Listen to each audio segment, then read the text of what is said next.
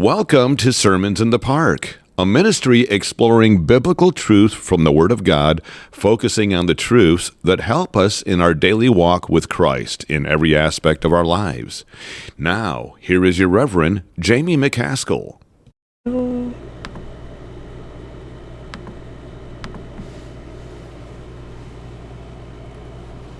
Hello, brothers and sisters, and welcome back to an all-new Sermons in the Park. As always, I am your Reverend Jamie McCaskill. I want to thank you for joining me here on another beautiful Sunday morning. I want to first start off before we get rolling here to say that, as you know, I always record these at night, the night before, and sometimes Friday night. I just got back from doing a wedding about 4 or 5 hours ago maybe. And I just want to wish, if they're listening, Josh and Debbie a very happy marriage. I pray the Lord continues to bless you guys and long into the future, and you see a very long, happy marriage. So, with that out of the way, let's bow our heads and thank our Heavenly Father for all the great and wonderful gifts He's given us. And make sure we tell Him, Happy Father's Day. That's right. Heavenly Father, we come to you today like we do each and every Sunday. And Lord, I know we should all thank you every day. We should thank you from the time we get up to the time we go to bed, because every breath you give us is a gift. Every second of a day, every time we get to see someone we love, every time we get to hold a newborn baby or anything like that, it's all because of you. You're a great, wonderful, loving God. You take care of us even when we're not deserving of it. Your word says it rains on the good and the just and unjust alike, Father, and we thank you for feeling the rain, even though we sometimes complain about it. We thank you for that, for the gift of rain, for the gift of, like I said, this breath, energy, all of it. It's all what gifts that you give us, and we thank you for it, Father. And we thank you for mothers and fathers out there who took care of us and nurtured us to get us to where we are today. It's all because of you, and we thank you in the name of your Son, Jesus Christ. Amen. So, as I said, today is Father's Day. So to all you fathers watching, Happy Father's Day. It's I know that, I'm a father myself. I know sometimes we don't get the thanks that we deserve. Or I should say, not that we deserve, but we feel that we deserve. There are some fathers out there who aren't great, but they're still a father. And for us good fathers, they work 40 hours a week or more to provide for our families, who a lot of fathers go without thanks. They're not thanked enough. Just like there are mothers who are not thanked enough. And from me to you, I just want to say Happy Father's Day. So, if you're new here, what we do is, on Sundays anyway, is we take a book of the Bible and we break it down chapter by chapter, verse by verse, and sometimes word by word. You probably heard that in the introduction by Joe Bacon. But we do the chapter by chapter, verse by verse reviews, and we break it down, sometimes even word by word, because words over time, they do change. And some of you who've listened long enough, you know that I've surprised you with some of the words that have changed on here that you might have thought meant something completely different. You might have thought it meant something horrible. But I've shown, I do that. I break that down here. So, now this week, if this is your first time, we are up to chapter 34. So if this is your first time and you want to get caught up, you don't want to just pick up here and continue on. If you do, that's fine. But I invite you to pause here and go back and listen, especially over on the YouTube channel. Go back to there. I actually had an introduction video to the whole book of Genesis. So I invite you to go back and like I said, watch those and get caught up. So, like I said, here this week we are up to chapter 34. And this one might be a little difficult for some of you to listen to or read along with me, but we never skip a chapter, no matter how difficult it is. So please bear with me through this one, because here in chapter 34, we're going to be reading the details of the what could be construed as abuse of Dinah, as well as the revenge that Levi and Simeon actually commit. This was out here, most likely. I should say put here, not out here. But this is most likely put here to highlight, to the original readers who would have been, entering Canaan for the first time, just how wisely they might, how I should say easily. I don't know why I said wisely. How easily they might intermingle and marry a Canaanite, and that's actually contrary to the patriarchal desires as well as the will of God. Before we get started, let's look at some verses. Let's look at Genesis chapter 24, verse 3.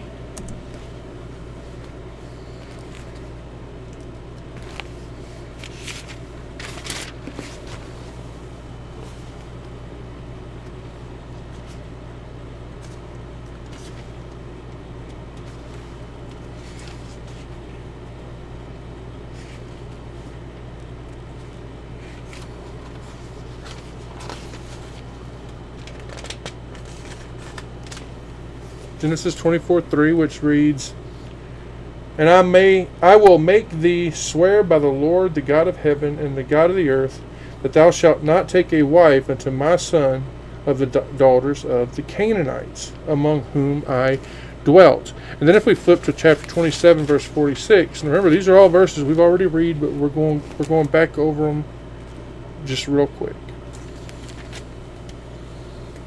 Chapter 27, verse 46. "And Rebekah said to Isaac, I am weary of my life because of the daughters of Heth. If Jacob take a wife of the daughters of Heth, such as these, which are of the daughters of the land, what good shall my life do me?" And then in chapter 28, verse 1,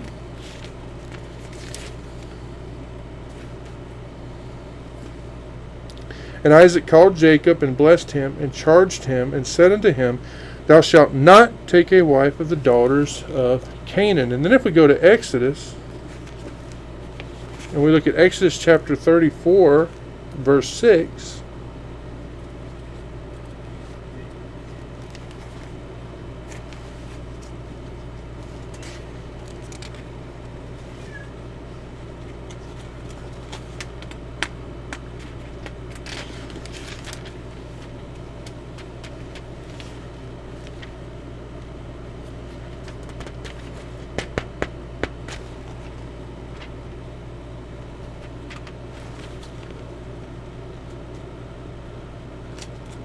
sorry guys, this is a new Bible. Y'all know you've probably been watching me long enough. You've noticed it, and some of the pages are still stuck together because this isn't the one I use when I do my studies. 34 verse 6 says, "And the Lord passed by before him and proclaimed the Lord God, merciful and gracious, long-suffering and abundant in goodness and truth." And then Deuteronomy chapter 7 verse 3, Deuteronomy. Sometimes I have trouble saying that word, Deuteronomy.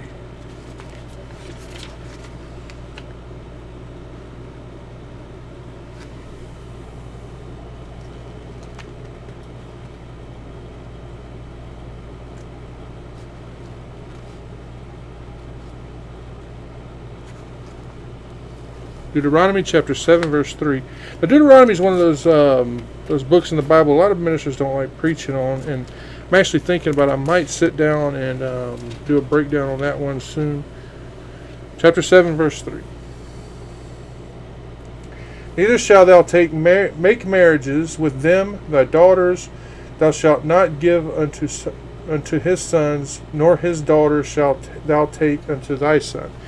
Joshua chapter 23.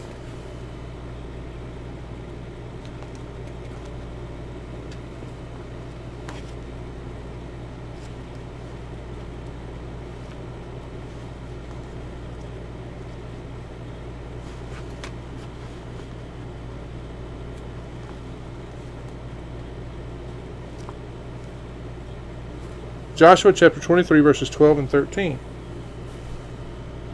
Else if ye do in any wise go back and cleave unto the remnant of these nations, even these that remain among you, and shall make marriages with them, and go in unto them, and die to you, know for certainty that the Lord your God will no more drive out any of these nations from before you, but they shall be snares and traps unto you, and scourges in your sides, and thorns in your eyes, until you perish from off the good land which the Lord your God hath given you. Now, then we can look at one more. We're going to look at Nehemiah chapter 13, verses 26 and 27.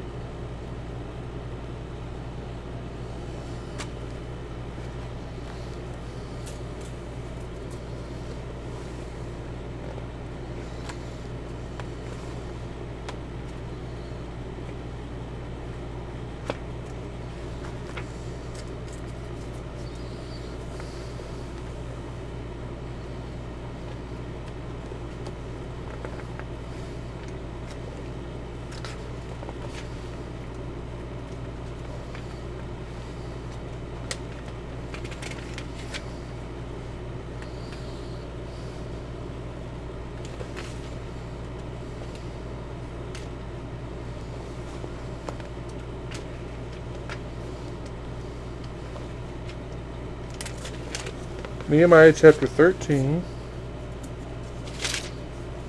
verses 26 and 27. Did not Solomon king of Israel sin by these things? Yet among many among many nations was there no king like him, who was beloved of his God, and God made him king over all Israel. Nevertheless, even he did outlandish women cause to sin. So, let's go ahead and let's read on from where we are. We're going to look at Genesis chapter 34. We're going to look at the entire chapter, verse 1 all the way to verse 31. This one's it's long, but it's a little bit shorter than what we usually do. So we're going to do the whole chapter today. And Dinah, the daughter of Leah, which she bare unto Jacob, went out to see the daughters of the land. And when Shechem, the son of Hamor the Hivite, prince of the country, saw her, he took her, and lay with her, and defiled her.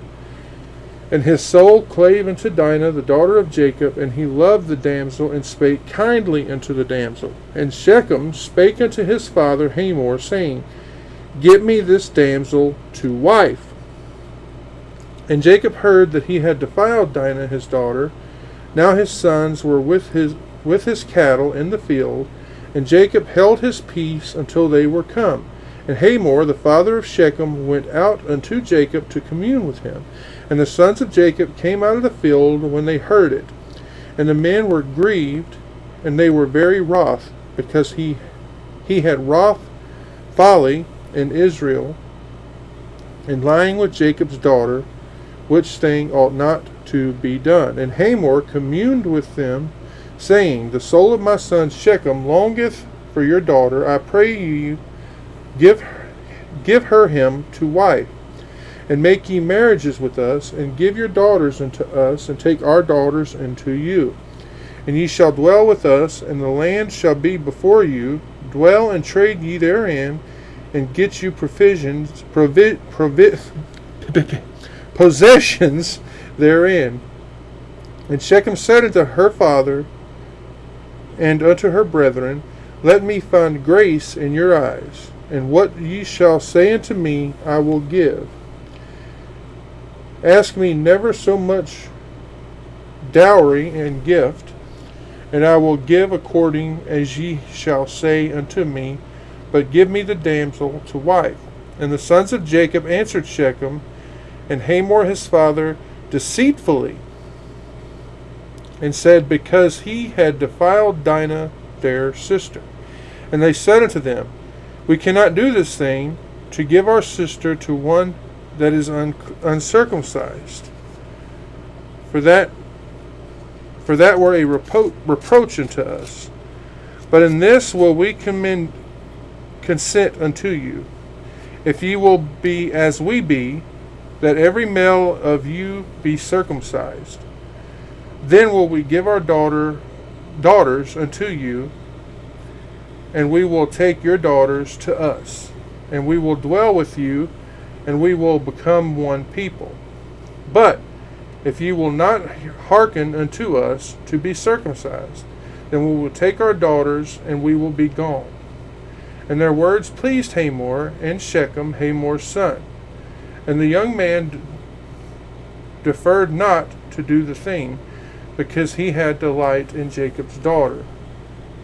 And he was more honorable than all the house of his father. And Hamor and Shechem his son came unto the gate of their city, and communed with the men of their city, saying, These men are peaceable with us. Therefore let them dwell in the land, and trade therein for the land. Behold, it is large enough for them. Let us take their daughters to us for wives, and let us give them our daughters. Only herein will the men consent unto us for to dwell with us, to be one people. If every male among us be circumcised, and they are circumcised, as they are circumcised,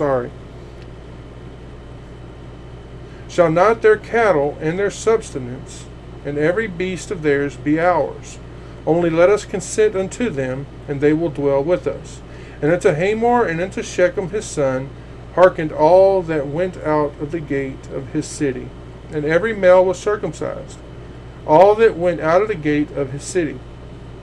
And it came to pass on the third day, when they were sore, that the two sons of Jacob, Simeon and Levi, Dinah's brethren, took each man his sword, and came upon the city boldly, and slew all the males. And they slew Hamor and Shechem his son with the edge of the sword, and took Dinah out of Shechem's house, and went out. The sons of Jacob came upon the slain, and spoiled the city, because they had defiled their sister. They took their sheep, and their oxen, and their asses, and that which was in the city, and that which was in the field, and all their wealth, and all their little ones, and their wives, took they captive, and spoiled even all that was in the house. And Jacob said to Simeon and Levi, Ye have troubled me, to make me to stink among the inhabitants of the land, among the Canaanites and the Perizzites, and I being few in number, they shall gather themselves together against me, and slay me, and I shall be destroyed, I and my house. And they said, should he deal with our sister as with a harlot? So, what do we always do, guys? We reread the entire chapter, don't we? Or we read the entire chapter, and then we go back to that first verse, we reread it, and then we start to break it down. So, when we go back and we reread verse 1, what do we see? And Dinah, the daughter of Leah, which she bare unto Jacob, went out to see the daughters of the land. Right there at the beginning we see, and Dinah, the daughter of Leah, which she bare unto Jacob. Alright. So this is written here just as a way to remind us of who she was. Because she was Jacob's daughter, right? She was Jacob's daughter by who? By Leah. Now, it might be here also as a way to bring to mind her forwardness in intruding herself into Jacob's bed, okay? To be a rebuke to her. Also as a way to account for, Simeon and Levi being so active in the revenge, for what happens to her. Because they are, of course, her rightful brothers. They are the sons of Leah, just like she's the daughter of Leah. So, what do we read? Because you see it says that she went out to see the daughters of the land, meaning, of course, the land of Canaan. So what does she do? She goes out to visit with these girls who were probably around her age, who lived there, because she wanted to be friends with them. Remember, as far as we've read, she doesn't have any sisters. There's no one, no younger girls in the house for her to converse with. And of course, this would have been a temptation for her to go out looking among the locals. Now, if you were to take the Targum of Jonathan and you read it, it says that she went out to see the manners, meaning the customs. That would include the fashions of the women in the country. So she wanted to just learn a little bit about them. That's what the Septuagint version also renders the word. Josephus, well, he says that she went to go and see the habit, the dress, and how they ornamented themselves. He also tells us that there was a festival going on at that time, and that there were most likely a lot of young women at that festival. And if that is true, well, they would have all been dressed in their best clothes, wouldn't they? And Dinah, of course, she saw this as the best opportunity to go see, hey, what's the fashions now? And with the diversion of the season as well, and the shows, this all just kind of drew her out. She wanted to get away from her mother's tent. She wanted to go out to the city, gratify her curiosity. Now, she, of course, did not realize that her journey into the city to see women was going to lead to, well, what's about to happen. I think that she already knew some of these girls, right? Because she lived there. She had most likely visited with these young girls often. So let's go to verse 2. And when Shechem, the son of Hamor, the Hivite, prince of the country, saw her, he took her and lay with her and defiled her. All right. This verse starts with, and when Shechem, the son of Hamor. Well, this right here is, of course, the person that the city is named after. The city where Jacob and his family lived. And then we read the Hivite, prince of the country. So Hamor was a Hivite. Simple, right? And now the Hivites were a nation of people that lived in Canaan. And Hamor, he was one of the princes, or principal people, if you will, of the nation. Which was, with Shechem being his son, that would also make him one of them. Now, Josephus actually calls Hamor a king. Just found that interesting. The verse goes on to say, saw her, meaning Dinah. So Shechem, he saw her, and that, she was beautiful. So he became enamored with her. The verse then says he took her. Now, the Targum of Jonathan makes it very clear that it was by force. The verse then goes on to say, and lay with her and defiled her. Now, I saw where some had this listed as humbled or even afflicted her. The Jews have a rule that every act like this, meaning done by force, is a humiliation, an affliction. The Jews believed that the child who was born from this act was Aseneth. You know who that is? Aseneth is the wife of Joseph. So after she was born, she was taken away to Egypt, where she was raised by Potiphar's wife. And we then when we read in the Bible, it's made very clear that the actions taken here by Shechem, it was rape. Now, I don't care how sincere he was. I don't care how much he loved her or that he desired to marry her, okay? We need to look at the expressions that we see in this story because it underscores just how unacceptable this crime was. Things like defiled, grieved, and very angry. A disgraceful thing ought not to be done. And then we also see treat our sister like a harlot. Now, when we look at this story, there are several things about what happened here that we need to take notice of. First, Dinah should not have gone there on her own. Simple and plain. She knew that these were ungodly people, and her curiosity cost her so much. Now, a lot of people like to discuss her age at this time. Now, we can start to assume that she had to have been between the ages of 13 and 17. The reason I say that is because of how close she is in age to Joseph. Joseph was sold into captivity at the age of 17. Okay? Shechem should have had more honor than to do what he did. Remember, he's a prince, for crying out loud. She was a guest in his country. If he thought at all, he would have realized the rift that this would have caused between his people and the Israelites. Back in those days, in the cases of rape, you were put to death. If it was consensual, they would stone both of them. That's why I tell you that this all points to this being against her will. I also want to point out that even after he did this, after he defiled her, as the verse says, he still wanted to marry her. So let's look at verse 3. And his soul clave unto Dinah, the daughter of Jacob, and he loved the damsel, and spake kindly unto her. Alright, so it says, and his soul clave unto Dinah, the daughter of Jacob. What this does is it tells us that she's all he thought about. This was more than a lustful desire.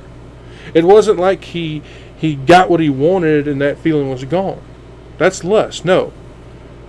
It was a constant affection that he felt for her. Seriously, the verse says it. It says, and he loved the damsel.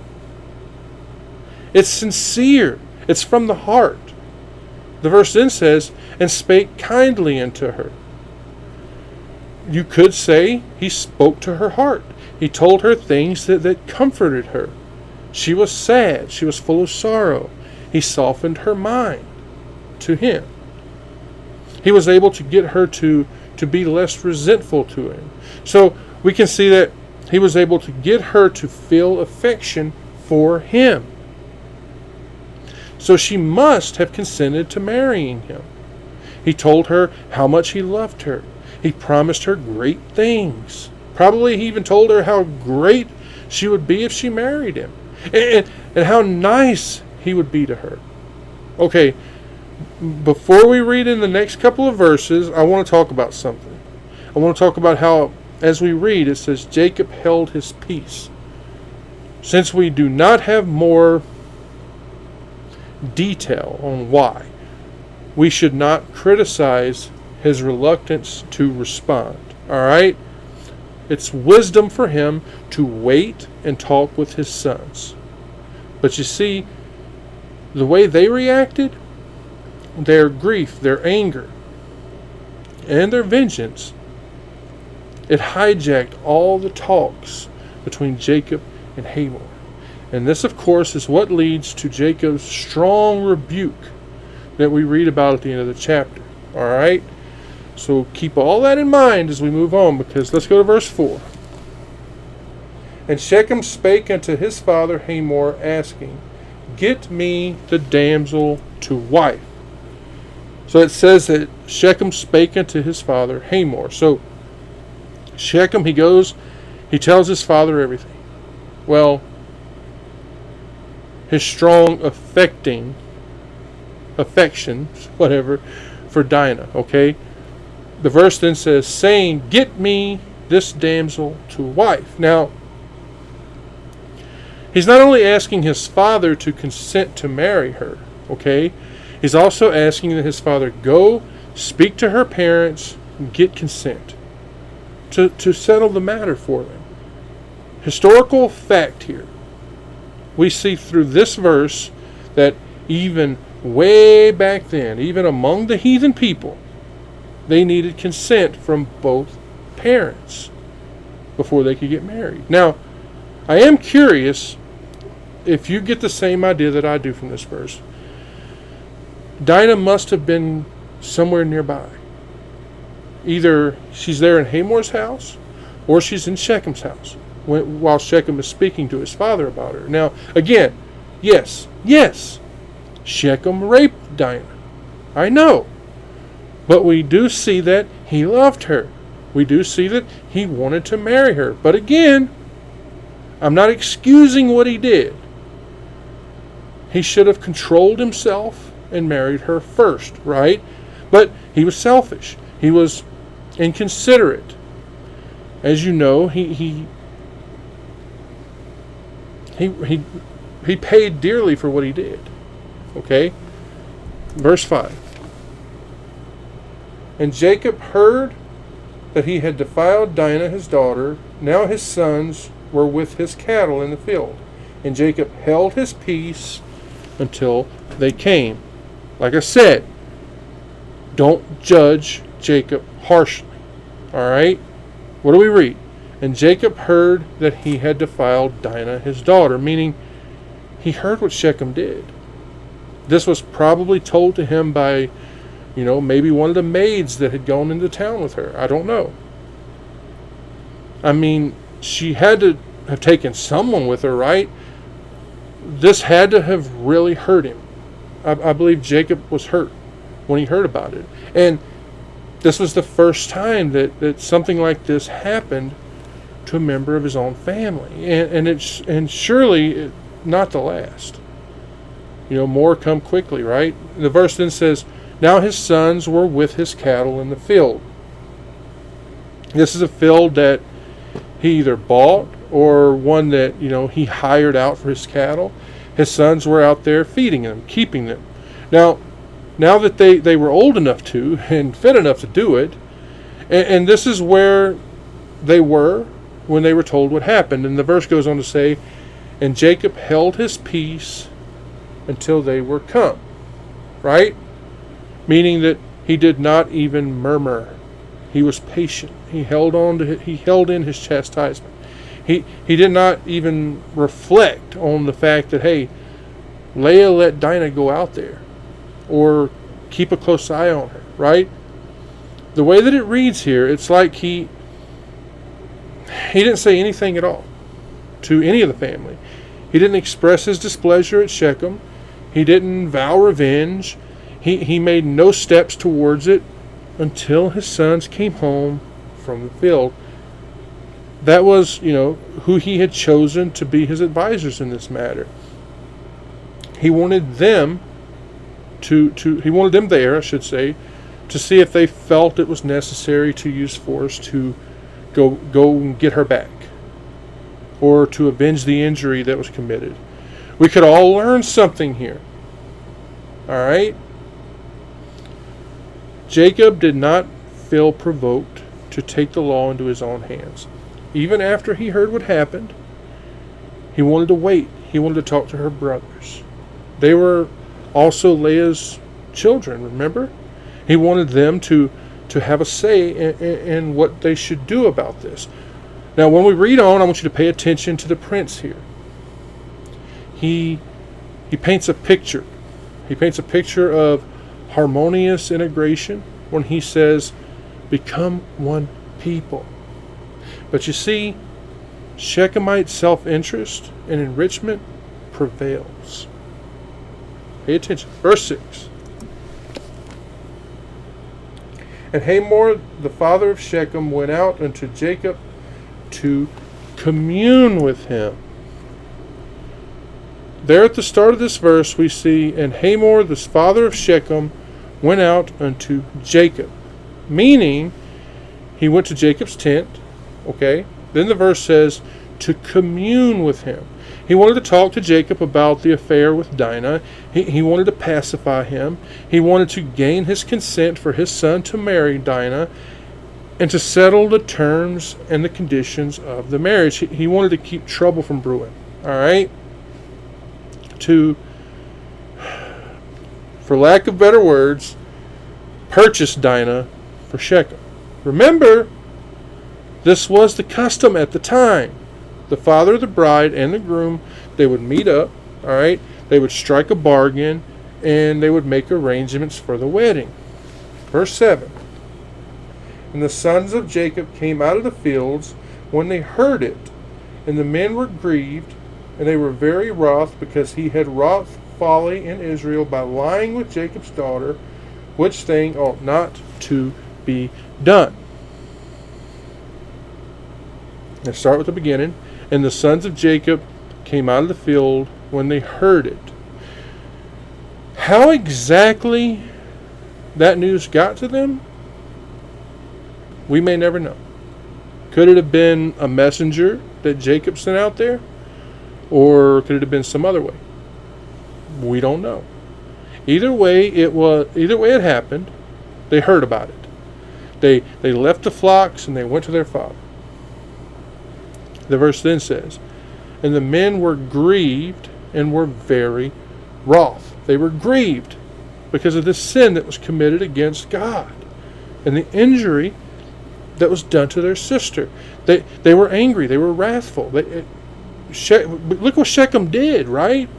The verse then says, because he had wrought folly in Israel in lying with Jacob's daughter. All right, let me say this. All sin, no matter what it is folly, okay? It's a transgression of the law of God, which was founded in the highest wisdom, all right? Particularly uncleanliness. Part of that is I don't like saying that word, deflowering a virgin, okay? What Shechem did, he committed on Jacob's daughter. What happened was against Israel, to his grief and the reproach of his family. Already at that time, we see Jacob's household being called by the name that God gave them, Israel. Even though, yes, this was written by Moses, Israel was already the name of the nation and the church. It was not a personal name, family name. Anyway, the verse says, which thing ought not to be done. What he did was against the law and the light of nature. And to do what he did by force, and we don't know, maybe violence, is against the law of the land for it to go with impunity like that. These sons, they're grieved over what happened to their sister. They were ashamed. This verse here is the first time we see the name of Israel being used for the family. Even at this time, Israelites were being obliged to live a holy life.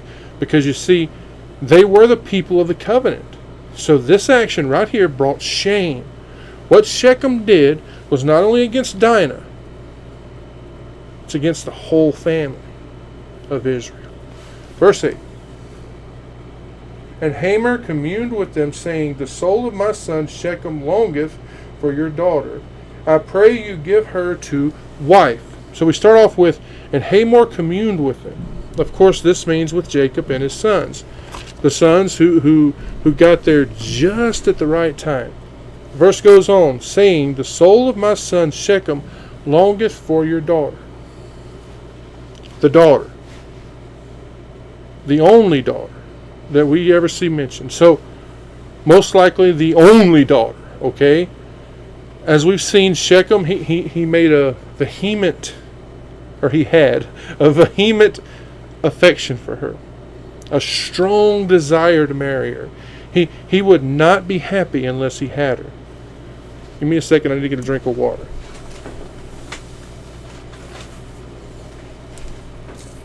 I've been doing a lot of talking today.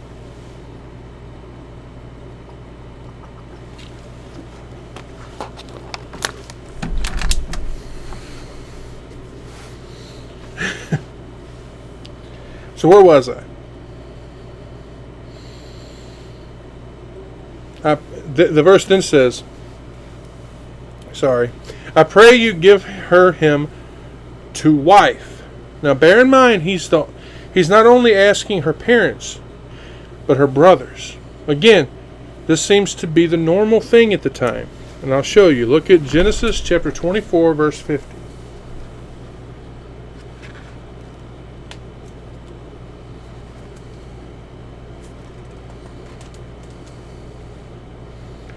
Then Laban and Bethuel answered and said, the thing proceedeth from the Lord. We cannot speak unto thee bad or good. All right, so moving on, verse 9.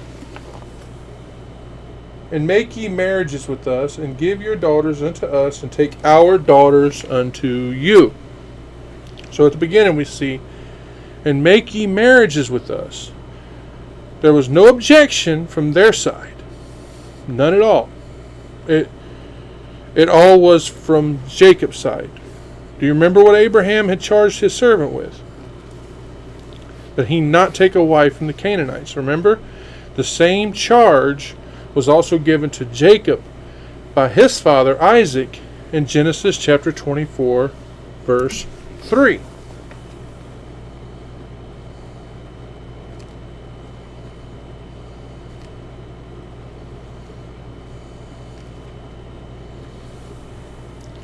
And I will make thee swear by the Lord, the God of heaven and the God of the earth, that thou shalt not take a wife unto my son of the daughters of Canaanites among whom I dwell. That's why Jacob would never agree to any of his children marrying anyone of another nation. Alright? And after this, these marriages were forbidden by the law of Moses in Deuteronomy chapter 7, verse 3.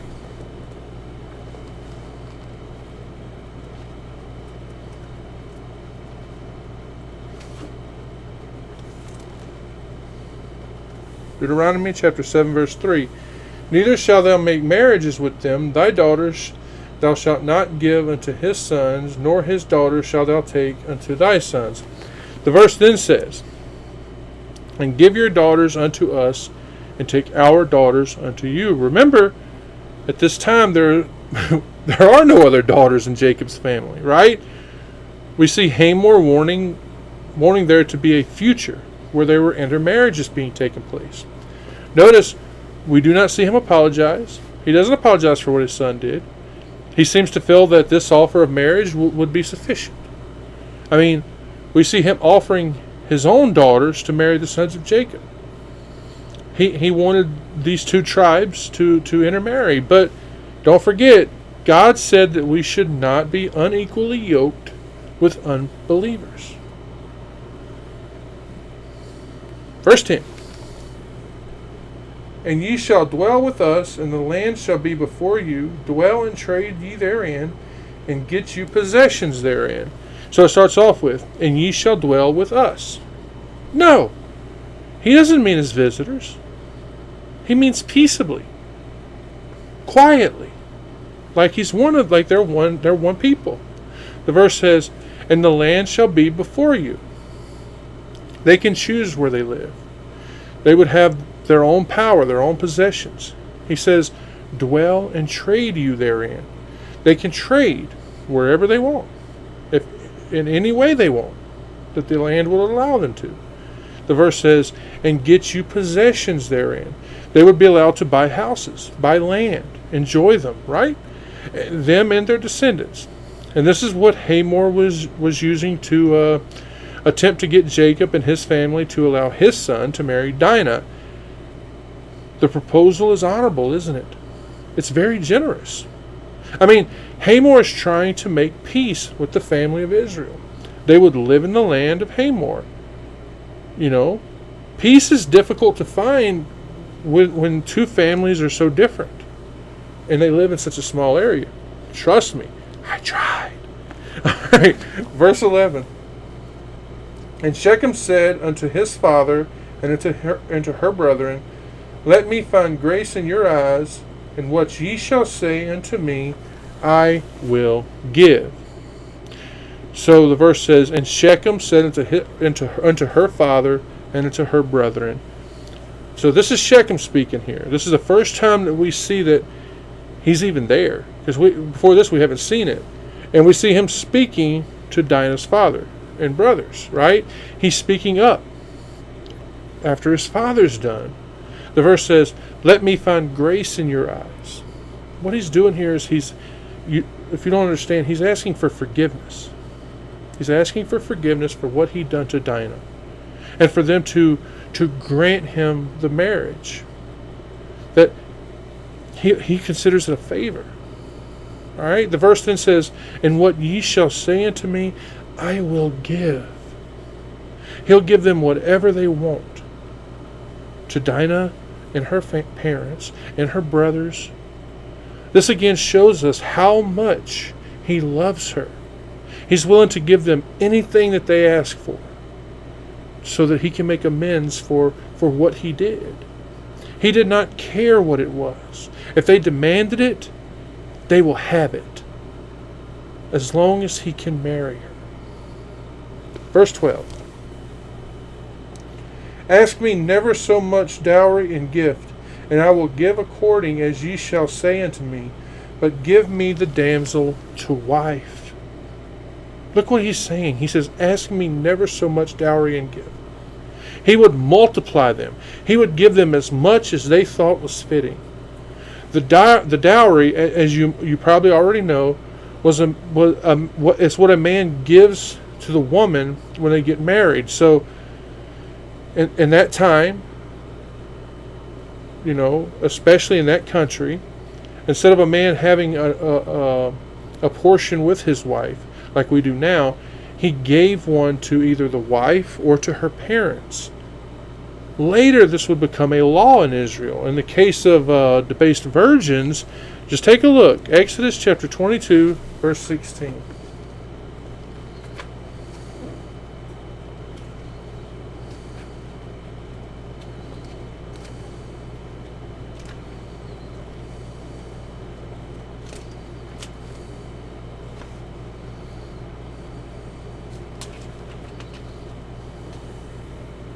Thou shalt not.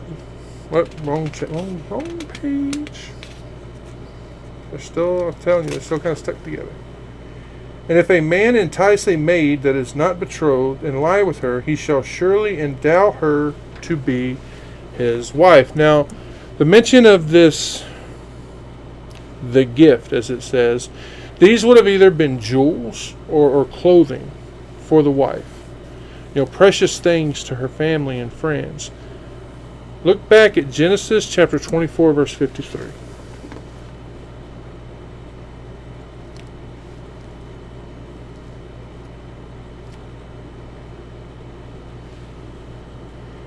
And the servant brought forth jewels of silver and jewels of gold and raiment, and gave them to Rebekah. He gave also to her brother and to her mother precious things. The verse then goes on to say, and I will give according as ye shall say unto me. He's basically saying that they can come together, they can determine among themselves what the dowry will be, what the gifts will be.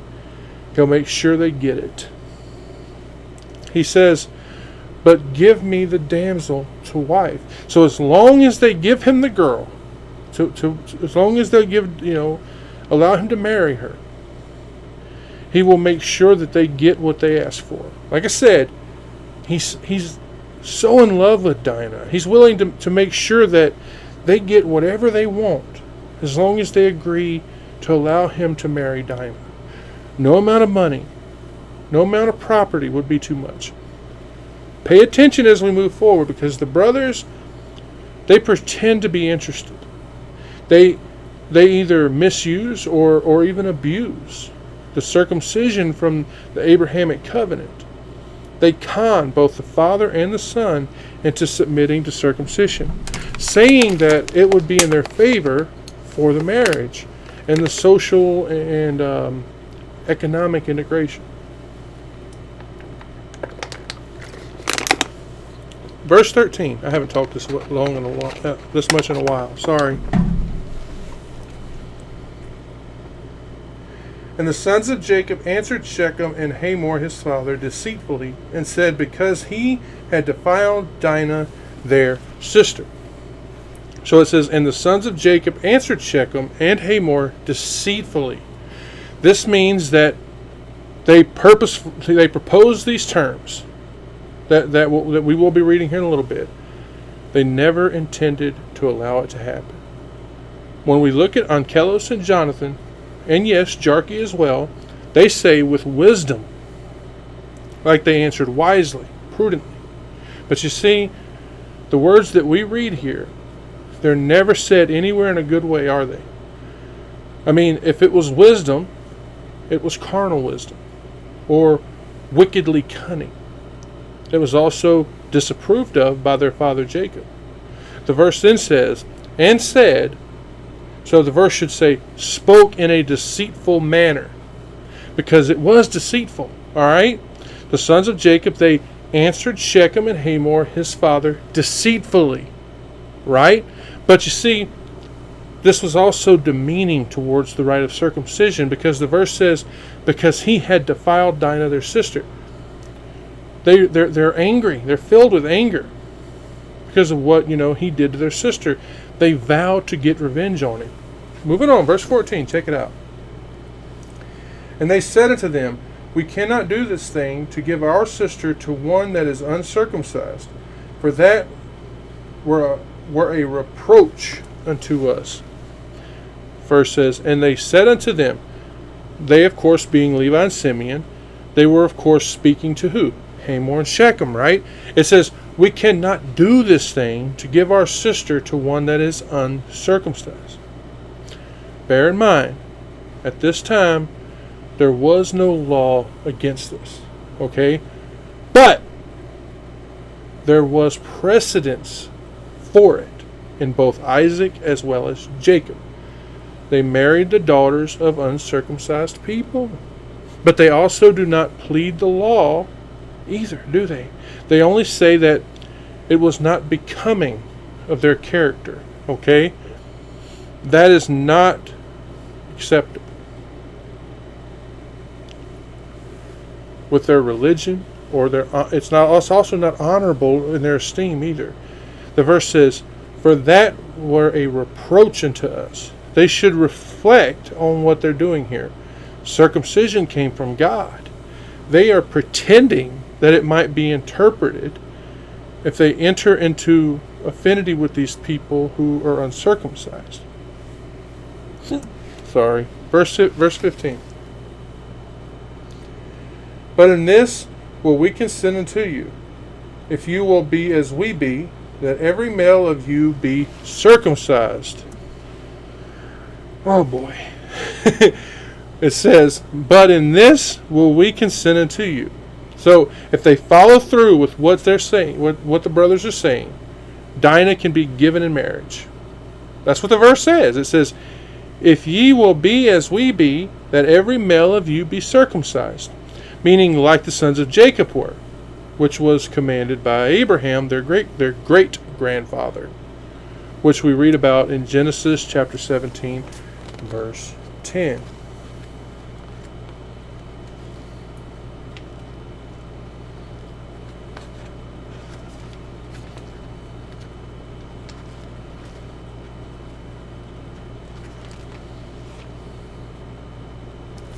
This is my covenant, which ye shall keep between me and you and thy seed after thee. Every man child among you shall be circumcised. So they're saying that they'll allow the marriage to take place as long as Hamor and his whole family submit to being circumcised. Think about this. These boys are driving a hard bargain here. But like I said, it's improper. You should never take the things of God so lightly. And that's what they're doing here. They're trading it for a marriage agreement. Verse 16. Then will we give our daughters unto you, and we will take your daughters unto us, and we will dwell with you, and we will become one people. It says, Then will we give our daughters unto you, meaning that they will, of course, give Dinah. They call her daughter here and in the next verse, because she's the daughter of the family, okay? As well as that they're asking in the name of their father, as well as to conform to the language that was being used by the people that are doing the talking here. Remember what they said back in verse 9. Then the verse says, and we will take your daughters to us, meaning they will take them in marriage, okay? Verse says, and we will dwell with you. Like we said earlier, this is not saying as visitors, but they will be citizens of the country. Then we see, and we will become one people. They'll be related in marriage, right? As well as professing one religion, when they, of course, submit to being circumcised. Which, like we said a long time ago, that's a badge of Abraham's seed, right? Verse 17. But if ye will not hearken unto us to be circumcised, then we will take our daughter and we will be gone. So But if ye will not hearken to us to be circumcised. If they do not agree to be circumcised, the verse says, then we will take our daughter. Now, this is an interesting thing to say here. Because what it sounds like is that they will just leave. But the Targum of Jonathan makes this very clear. This is by force.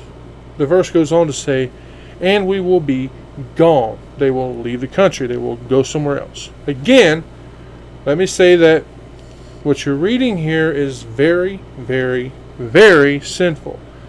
They had no right to offer the sign of the covenant to heathens. Only God can do that. Again, does not this make it sound like Dinah is still there at Shechem's house?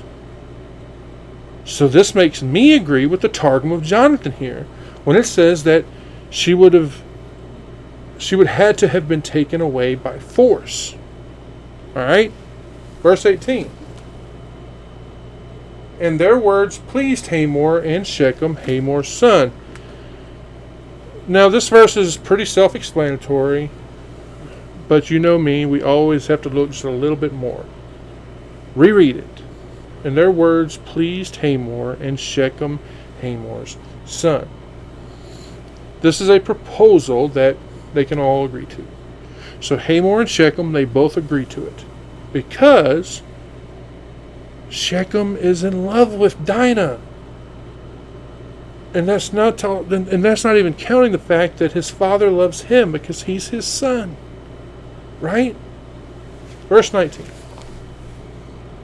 And the young man deferred not to do these things because he had delight in Jacob's daughter, and he was more honorable than all the house of his father. It says, and the young man deferred not to do the thing. He didn't delay. That's what that means. He made sure to get it done right then, right there. Him and all the men of the city. The verse says, because he had delight in Jacob's daughter. He was so in love with her. Honestly. He was so delighted when he was with her. This does not seem like some brutish lust. This to me feels like true love, true affection. He wanted to marry her. Then the verse says, and he was more honorable than all the house of his father. In today's language, this is probably a little bit harder to understand. But what it's getting at is that the people loved him. They respected him. They loved and respected him so much that they readily agreed to do this excruciating thing. And look at him. Doing the honorable thing. Keeping the covenant and the compact. He was honest. He was upright. Sincere. He fulfilled the conditions. No, I'm not overlooking what he did. Don't take it that way. Yes, he defiled Dinah, but he was still honorable. He made an attempt to marry her. He did what was in his power to do to recompense with her. He agreed to do it. He had great esteem among his people. This made it easier for him to get their consent. His people, they had a high esteem, a high opinion of him. So yes, they agreed to do anything he told them to do. Yes, what the suggested was accepted to him. It was acceptable to him and his father. Shechem loved Dinah, and Hamor, he saw how blessed the Israelites were, and he thought that this act would bring blessing on him and his family from God. Verse 20. And Hamor and Shechem his son came into the gate of their city and communed with the men of the city, saying, and Hamor and Shechem his son went unto the gate of their city. If you've been following me for long enough, you know this already. But I have to just say it again for people who haven't already heard this. The gates of the city is where they would hold court, where they would discuss public affairs, things that were of interest to the people. They would do their transactions there as well, remember? There's no doubt Hamor had summoned them there, right, by whatever his usual methods were.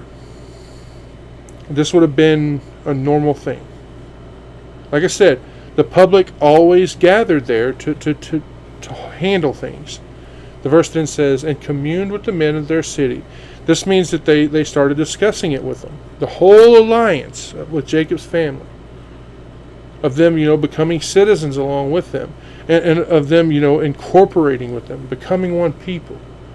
Notice that as far as we can tell, they did not tell them the true reason.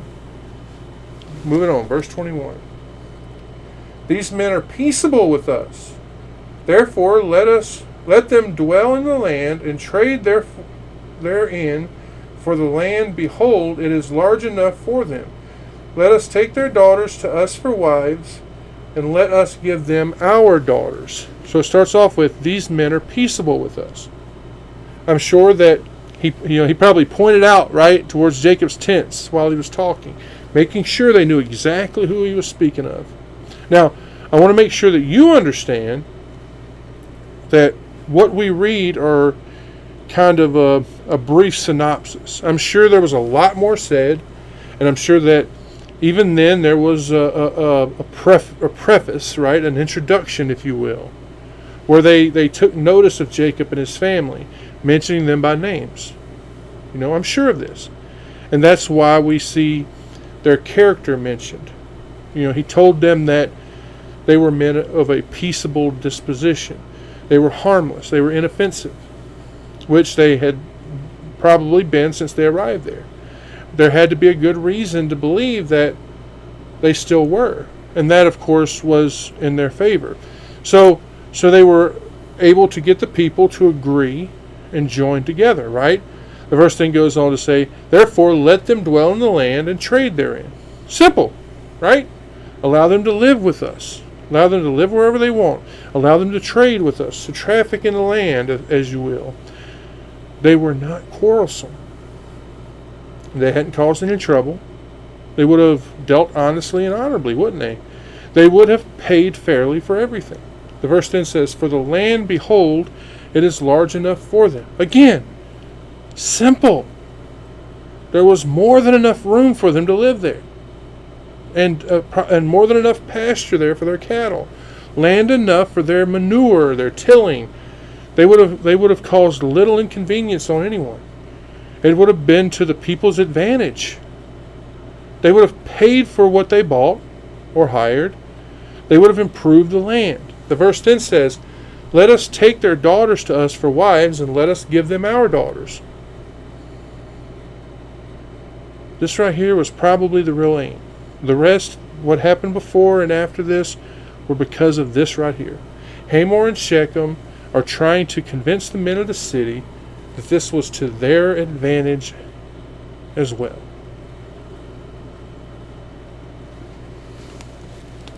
Verse 22. Only herein will the men consent unto us for to dwell with us, to be one people, if every male among us be circumcised, and they are as they are circumcised. So look at this. It says, only herein will the men consent unto us. They're telling the people the only terms or conditions, if you will, that they insisted on, to come into an alliance and a common interest with them. The verse goes on to say, for to dwell with us, to be one people, meaning become one people. The verse says, if every male among us be circumcised as they are circumcised. This is, of course, talking about them submitting to the right. That only then will they agree to take up residence with us and be incorporated among us, right? Like I said, one people. Verse 23. Shall not their cattle and their substance and every beast of theirs be ours? Only let us consent unto them, and they will dwell with us. Look at that start right there. Shall not their cattle and their substance and every beast of theirs be ours? These would have eventually become to their people, right? When they intermarry, and with their, being more of them, right? And them, of course, being more powerful, they would be able to seize them whenever they wanted, taking away all that they had. So they argue that the profit and the advantages that they would accrue by allowing them to join with them. And if you think about it, from a worldly side, it all makes sense. So this had influence on the people. The verse says, only let us consent unto them, meaning, of course, the circumcision. The verse says, and they will dwell with us. They would trade with them. They will marry among them. And then the riches and all of that will become theirs as well. Verse 24. And unto Hamor and unto Shechem his son hearkened all that went out of the gate of his city, and every male was circumcised, all that went out of the gate of his city. Now, reading this, I hope that you understand what I have said. That this is speaking of all of the inhabitants of the city, okay? Because they all came to the gate. When the summons was given, they all came. When it says they went out of the gate, they were all headed back home. All of them, they had a high opinion of the prince. They were all moved by either their love for them or by the arguments that they made, or both. They all agreed to what he proposed. Look at what it says. It says, and every male was circumcised, all that went out of the gate of his city. All of them. All the males. This is not just the adults. Okay? All the males. All of them who went out by the gate. I want you to take a look at Genesis chapter 19, verse 1.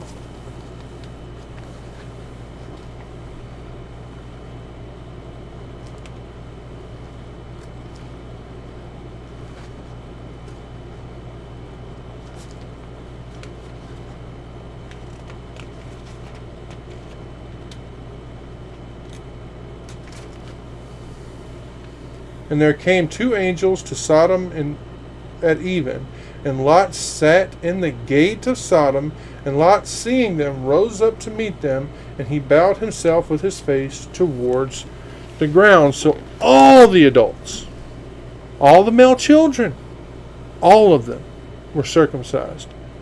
That is why it says, every male among us be circumcised. By what is said to them, they all had this idea that they would share in Jacob's wealth, as well as the intermarrying. Hamor and Shechem fully persuaded them that it was a good idea that they all consent. Every male among them was circumcised. I don't know how much I can point this out. The young and the old.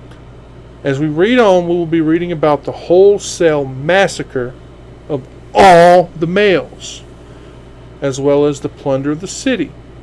And let me tell you, this was way beyond what was reasonable, what was wise, or what was just.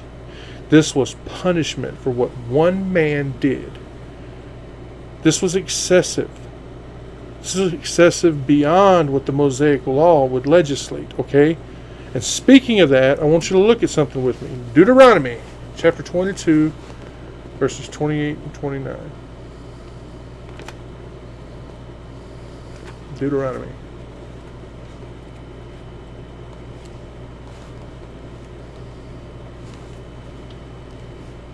It's a word you don't want to try to say when you're Southern, I'm telling you.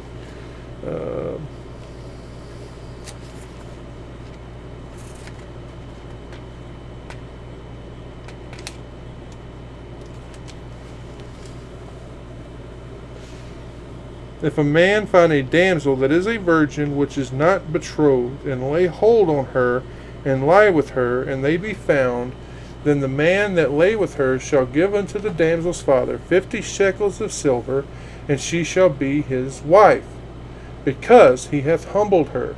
He may not put her away all his days. Do you see?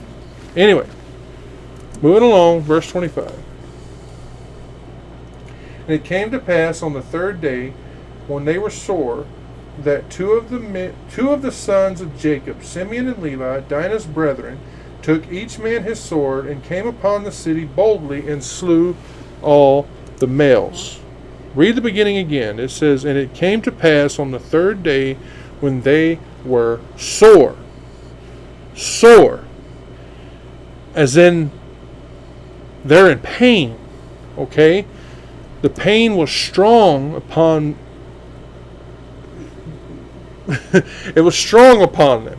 That's what the Targum of Jonathan, the Targum of Onkelos says. They were in pain because they had been circumcised. They would have had fever, inflammation on the third day after the circumcision. And this is when we see Dinah's brothers attack and kill them. The Targum of Jonathan tells us the pain from circumcision is worse on the third day, as well as that part being inflamed. They would have been feverish. That's what Hippocrates tells us. He tells doctors not to meddle with the wound on the third day or the fourth day, not to irritate it, because these are the days where it's more painful, more inflamed, and that's not counting the fevers. So not only was the wound sore, but look at the part of the body we're talking about. If they moved, it would be worse. So for them to try to get up and walk or defend themselves, and this is when the brothers attack. The verse says that two of the sons of Jacob, Simeon and Levi, Dinah's brethren, these were the two brothers who were birthed from the same mother. These are Leah's sons. So they are further provoked at what happened because it's literally their blood sister.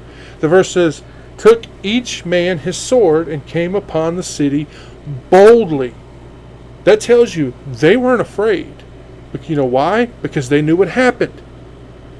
In the Targum of both Onkelos and Jonathan, we read, upon the city that dwelt securely.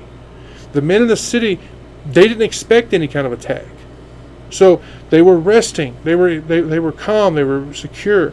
The verse says, and slew all the males. Now, later we read that the little males, the children, they were taken captive.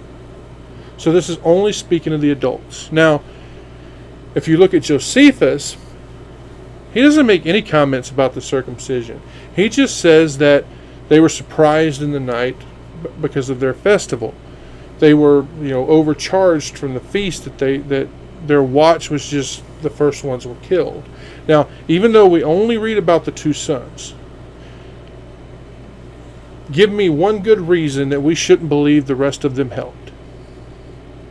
And I also see no reason to doubt they brought their servants with them. So these two sons, who were the full brothers of Dinah, they caught the city asleep, and they killed all the adult males. Now, I also think that this was a small town. Think about it. Two men caught all of them asleep and killed all of them, one at a time, all while taking vengeance for the rape of their sister. Had to have been a small town. Verse 26. And they slew Hamor and Shechem his son with the edge of the sword, and took Dinah out of Shechem's home and went out. So it starts off with, and they slew Hamor and Shechem his son with the edge of the sword. Think about it. They were just treating them in a very friendly way. Shechem was the one who did this. Yes, what he did was horrible. I'm not discounting that at all. Please, understand that. But he did all that he could to make it right. He deserved better. They could have and should have, at the very least, shown him mercy. Now maybe Hamor was too indulgent with Shechem. Maybe he allowed him to commit this secret sin. He didn't punish him for it. Okay? Maybe he even approved of it. I don't know. And now he dies because of that. The verse says, and took Dinah out of Shechem's house, and went out. She had been kept there ever since she had been ravished by Shechem because he wanted to marry her.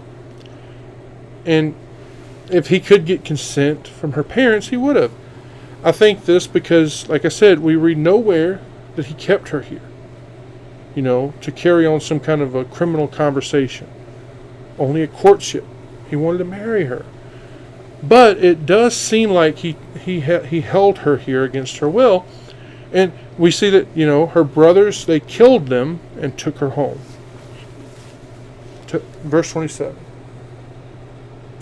The sons of Jacob came upon the slain and spoiled the city because they had defiled their sister. So we see that the sons of Jacob came upon the slain. This, I believe, would be the rest of them. The Targum of Jonathan says they knew what their two brothers had done, so they came and joined them, helping to strip the slain of their clothes and other stuff that they found of any value. It was Simeon and Levi who set all of this in motion. Okay? And that's why the attention falls on them. But the rest of the brothers did come and join in, at least on the looting. And by doing that, they showed their approval in the murder and mayhem being justified as retribution for what happened with Dinah. The verse says, and spoiled the city. They plundered it. They took all the goods, all the substance. They spoiled all the inhabitants of their wealth. And why? Well, we read, because they defiled their sister. Do you notice something there? It says they. What they? One of them did it. But they imputed it to them. The way they look at it was this, that they had not restrained him from doing it when it was in their power, and who knows, perhaps they all approved of it. Maybe they even made a joke about it. I don't know. Either way, none of them had punished him for it. Verse 28.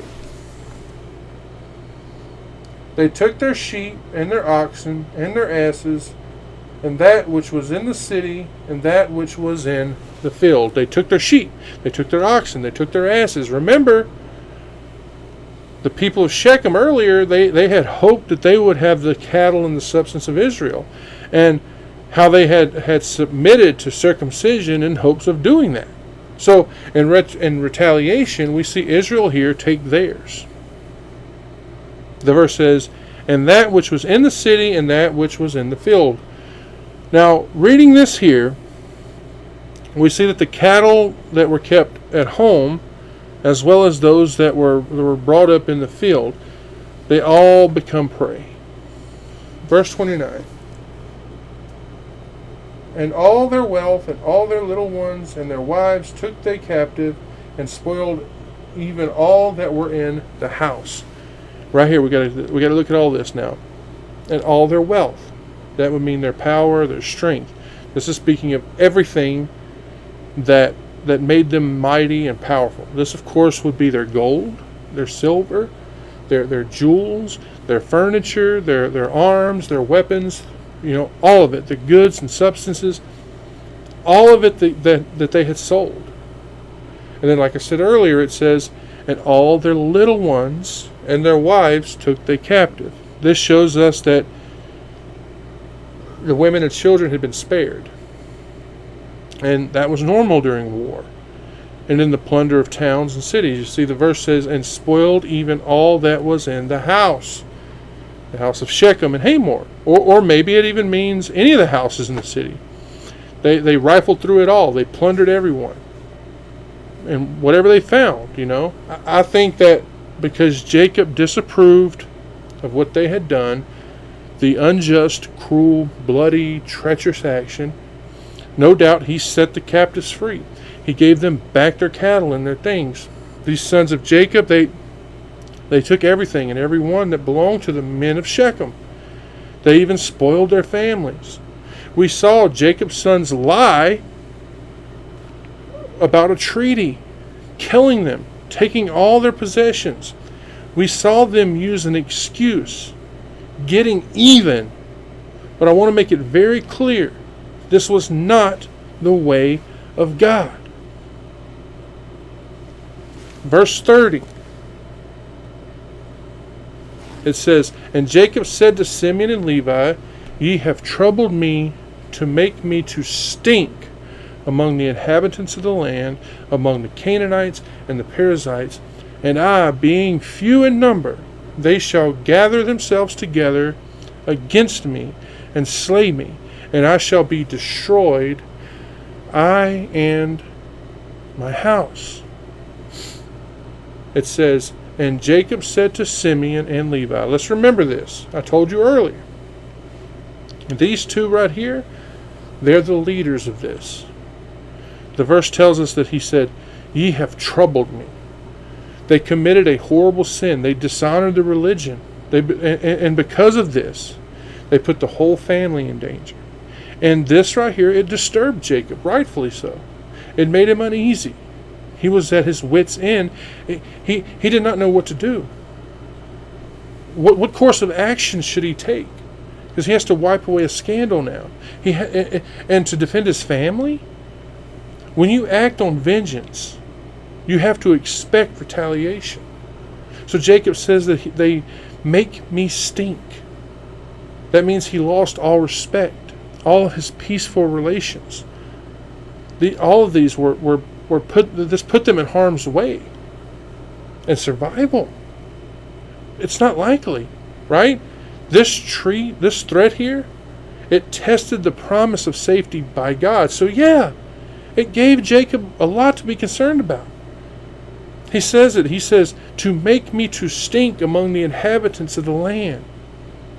It made him detestable, an abomination. He'd be hated. He'd be disgusted by the people. They would look at him and treat him deceitfully, treacherously, double-dealing, like he had no regard of his own word or covenants that he made. They would see him as a cruel man, a bloodthirsty man, that he spared no one. No one who he didn't care if people were innocent or guilty. They would see him as a robber, a plunderer. You know, people, and that he stopped at nothing. That he committed to the greatest outrages to get possessions of what he wanted. He says, among the Canaanites and the Perizzites. If you've listened to me long enough, you already know that these are the principal inhabitants of the land. They're the ones that are most numerous and most rustic and barbarous, and perhaps the nearest. And Jacob, he feared them more than anyone else. The verse says, "And I, being few in number," he had fewer men, him and his servants and his sons, and all. There are not very many of them, not in comparison to the other people. The verse says, "They shall gather together against me and slay me, and I shall be destroyed, I and my house." Now, I do not think that Jacob really felt that this would happen, because he does know that he has the promise of God. He knows that his seed will be multiplied and that they would inherit Canaan. And I'm sure that he knows that the Messiah is going to come from his bloodline. I think that he said it more to aggravate his sons because of the sin that they had done and how it exposed them to dangers. This was very possible and certainly inevitable. Remember, Levi and Simeon, they were the guilty ones. They were the ones most guilty of killing all of the males. Let's take a look at something real quick. Genesis chapter 49.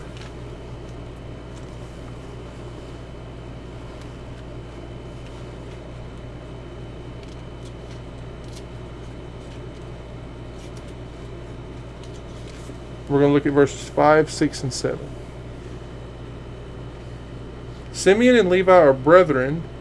Instruments of cruelty are in their habitations. O my soul, come not thou into their secret unto their assembly. Mine honor, be not thou united. For in their anger they slew a man, and in their self-will they digged down a wall. Cursed be their anger, for it was fierce, and their wrath, for it was cruel. I will divide them in Jacob, and scatter them in Israel. Judah, thou art he whom thy brethren shall praise. Thy hand shall be in the neck of thine enemies. I'm going a little bit far. I need to stop. You see, Jacob, he was very displeased with what his sons did. What they did would anger God. They used circumcision to get revenge on these men.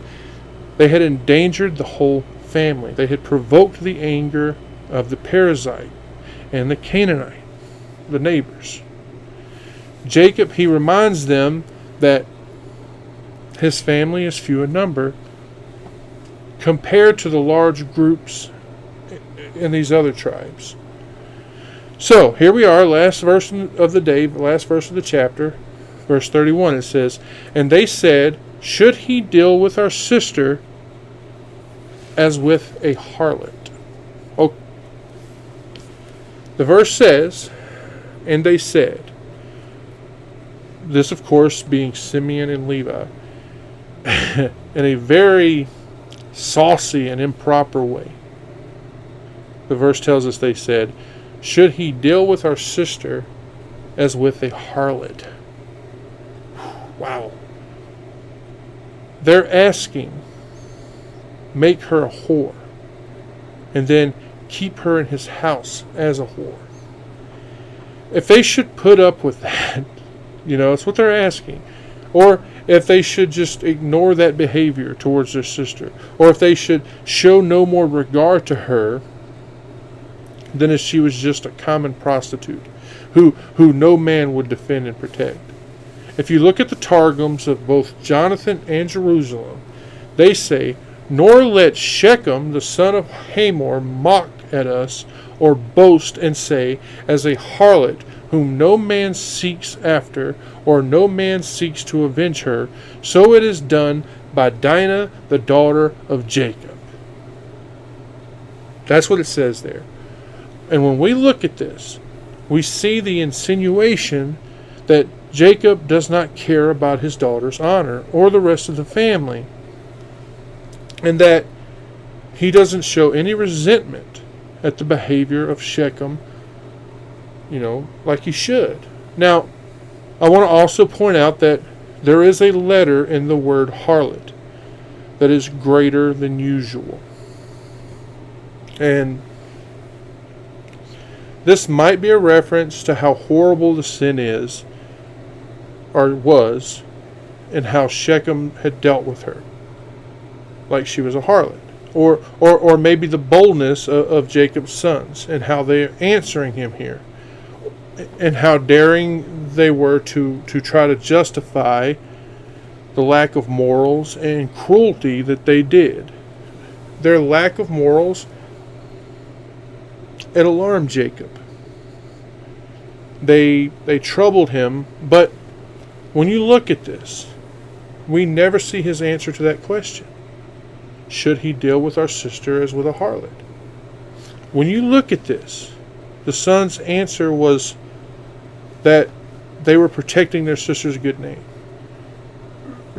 Sorry. And just like everything else, whether they were wrong, whether they were right, the answer to that is left up to God.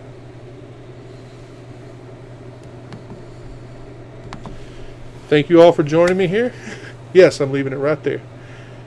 Thank you for joining me here today. Again, I want to say to all the fathers out there, Happy Father's Day. Special Happy Father's Day to my father, who probably isn't going to watch this, but I'm saying it anyway. Happy Father's Day to my father-in-law. Happy Father's Day to my brother, Josh, whose wedding I just did today. All of you. I'm not leaving anybody out. Happy Father's Day to all you fathers out there. I pray the Lord continues to bless and keep each and every one of you. May God continue to bless you. I love you all, and I'll see you all here soon. You have been listening to Sermons in the Park with Reverend Jamie McCaskill. Be sure to follow us on YouTube, BitChute, and Rumble. And as always, thank you for listening.